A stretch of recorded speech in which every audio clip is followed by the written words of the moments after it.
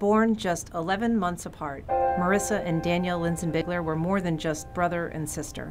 They were roommates, partners in crime, and best friends.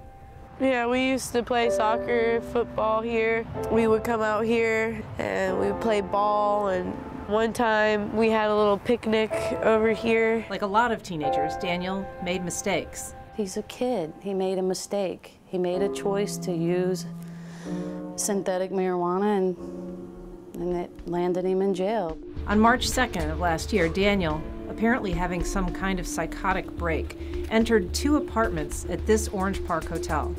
Without permission or any clothes, police say he charged into 2 apartments yelling Bible scriptures and proclaiming he was Jesus. He didn't touch anybody or break anything, but the misdemeanor landed him in the Clay County Jail, where 10 days later, pepper sprayed and strapped into a restraint chair, he asphyxiated and died. And he said, "You gotta hear this." So he let me listen to the message. And it was my dad explaining to me that Daniel was gone.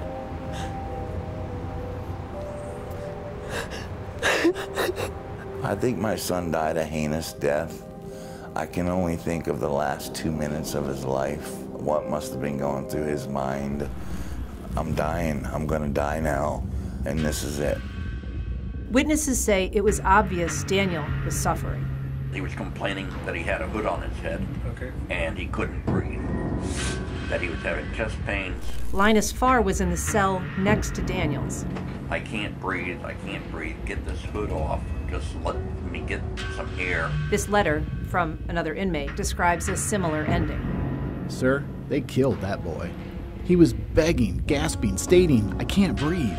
But despite his distress, Daniel remained where the guards placed him, strapped to a restraint chair, throat burning from pepper spray, a spit mask covering his head.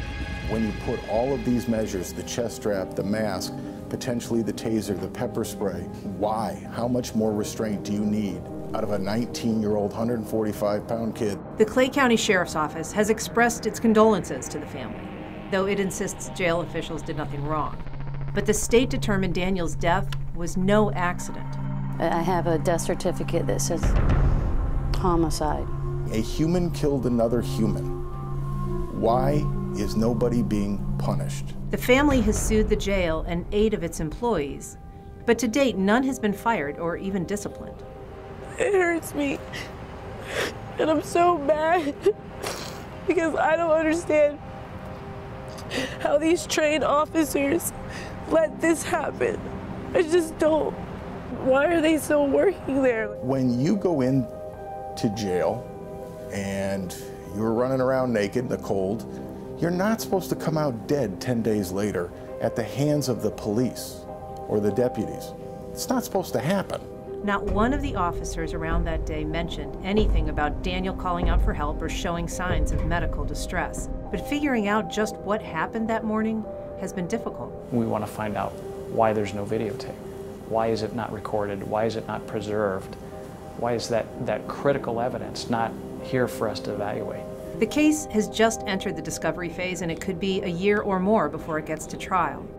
In the meantime, Daniel's family tries to keep his memory alive, even as they struggle not to think about how he died. Every day after work, I go to a Stewart Beach. It's called Hutchison Island, and I just sit out there and I just talk to Daniel, and I play with the sand, and I ask God to hold him until I can see him again. And I always see him smiling, that crooked little smile of his. You know, when I think about him, I don't think about him laying on that cold floor naked. I can't. It'll kill me if I do.